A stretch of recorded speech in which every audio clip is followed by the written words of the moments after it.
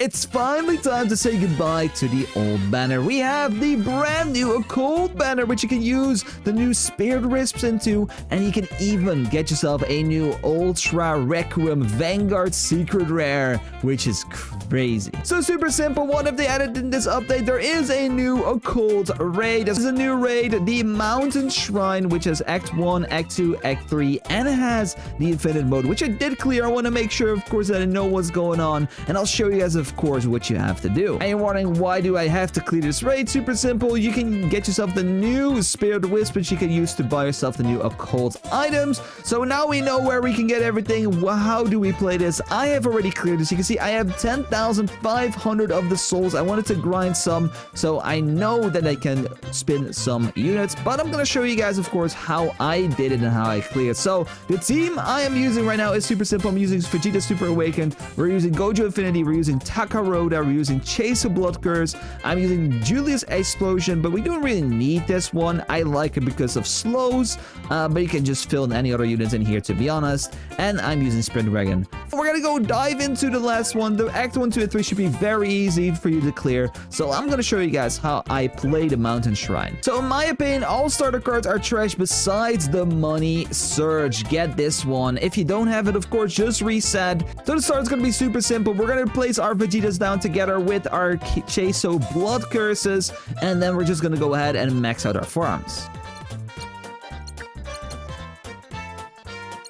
So the big thing is you're going to get cards that are going to increase your range, so you want to make sure that you're hitting everything. So I like to put my chasers around this part at the top, and you can see now we can increase our damage or a range. So I'm going to go ahead and go for range. I think range is like one of the best ones you can actually do inside of here. It is so strong, and you want to get your damage units up as soon as possible, like all of them, because there's going to be so many units, and early on you're going to need quite a lot of damage, I'll be honest. So I'm going to place all my units down at level 1, and then I'm going to focus on my farms. If I have a little bit of money left over, I'm always going to place down some of the basic boys right there. Gojo I'm going to place right here, and then my explosions are going to go, you can see they're going to hit the top as well. I'm going to put them all down around here. So they're going to go ahead and freeze boys, and they're going to all take care of them, which is awesome.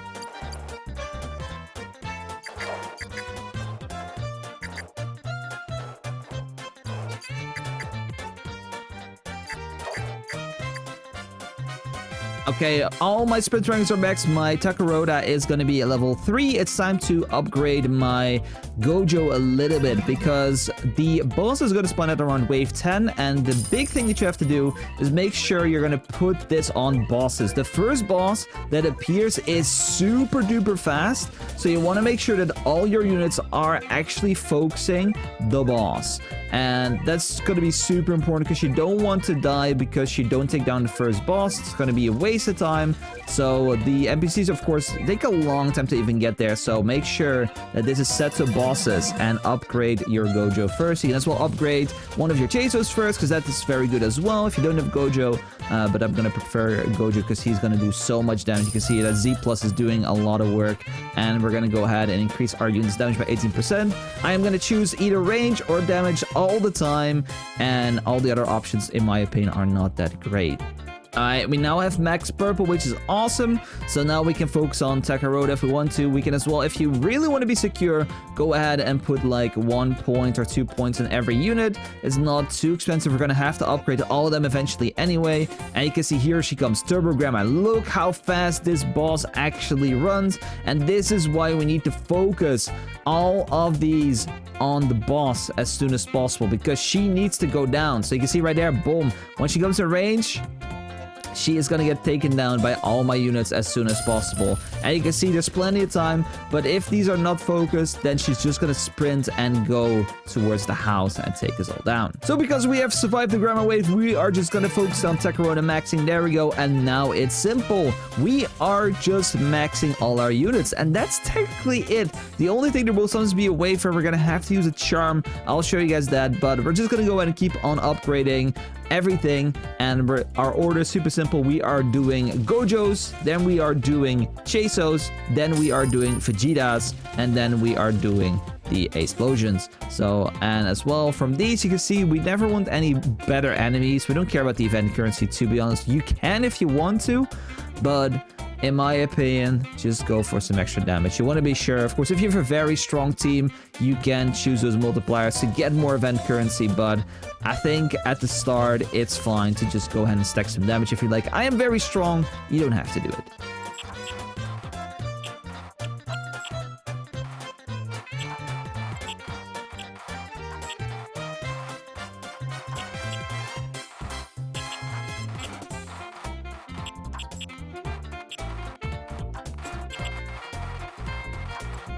We're taking on the Flatwood Alien. You can see we are doing so much damage though. This thing does have 2 HP bars, but he is so slow that it doesn't matter at all. My units are doing so much damage.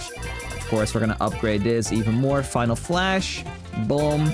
Repeat that for the other ones as well. You can see he is just being demolished. This thing is creepy though. Look at that. Like, I think like, all these curses are so creepy.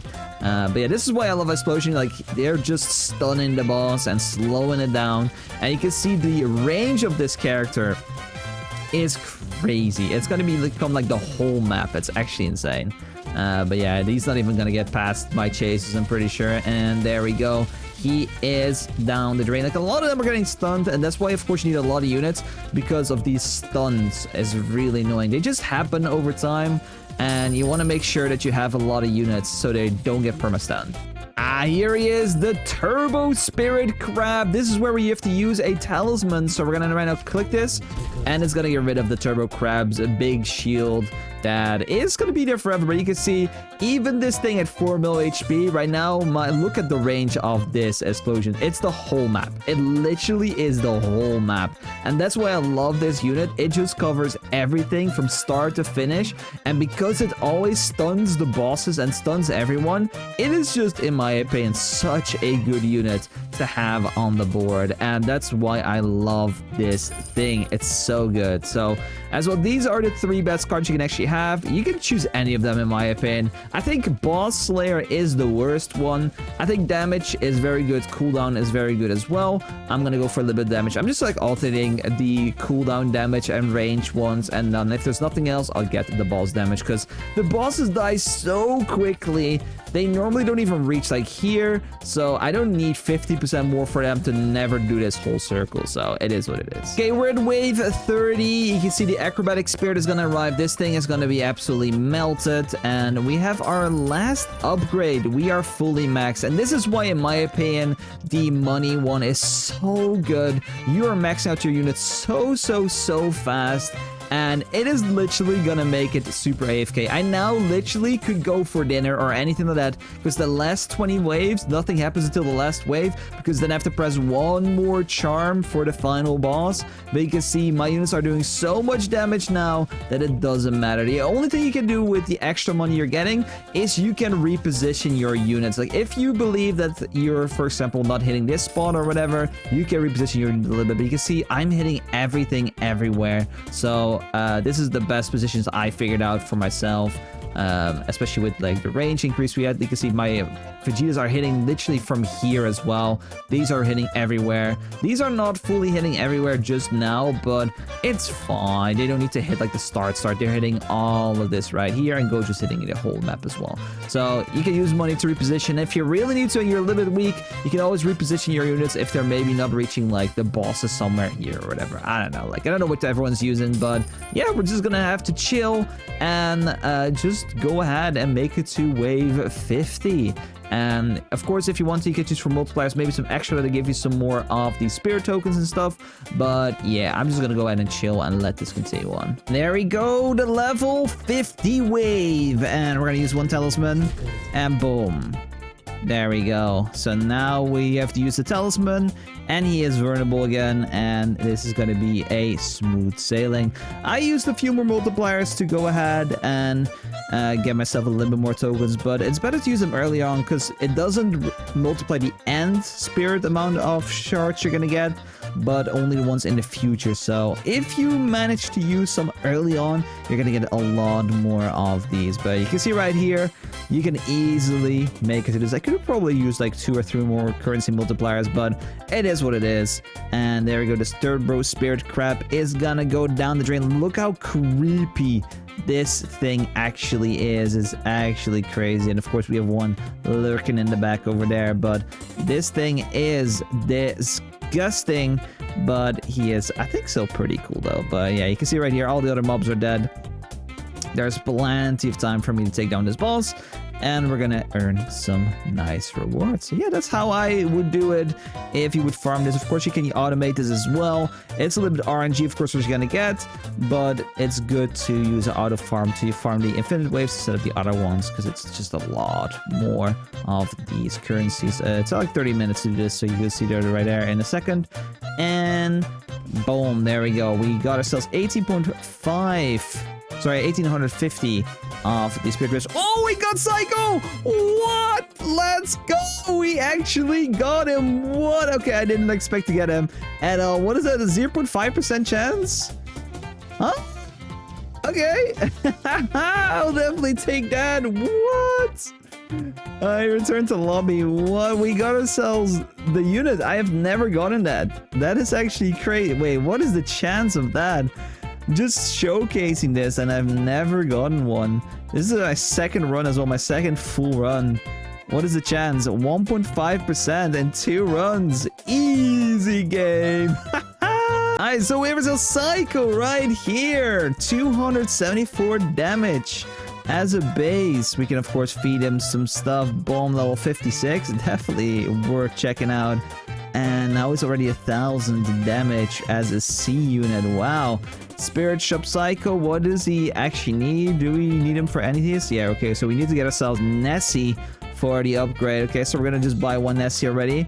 Wow, okay, that's actually super cool. I didn't expect to get him at all. Wow. What I will do, I promise, I'm gonna go ahead and grind and make sure that tomorrow I have Saiko leveled up and good to go for you guys to face it. So yeah, I was grinding all the spirits to do an opening, but to be honest, there's not really much of a point. I think I'll do that tomorrow as well. We're just gonna go make sure we have all the materials for Saiko. We're gonna go ahead and save even more of these spirits, and then we're gonna do a little bit of opening tomorrow and a showcase of the max evolved Saiko. So yeah, I'm excited for that.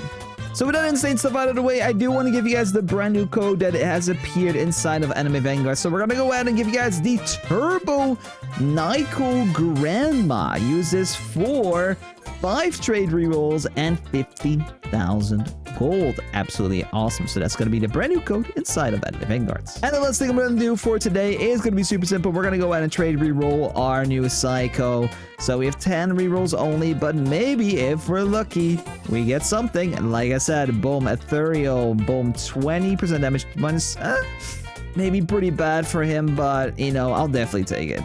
So yeah, there we have it, guys. We got ourselves the new Saiko unit. We showed you guys, of course, how I farmed the new event and how you should do it as well. We now, of course, have to work towards getting ourselves a lot of takedowns, and then we are going to evolve him tomorrow. So if you guys don't want to miss that, hit that subscribe button down below. And thank you so much for watching today. If you guys did enjoy, hit that like button down below. Guys, subscribe if you know to see you guys later today or tomorrow for another video. So you guys, take care, love, bye. Thanks so much for watching, and of course as well, take care, guys.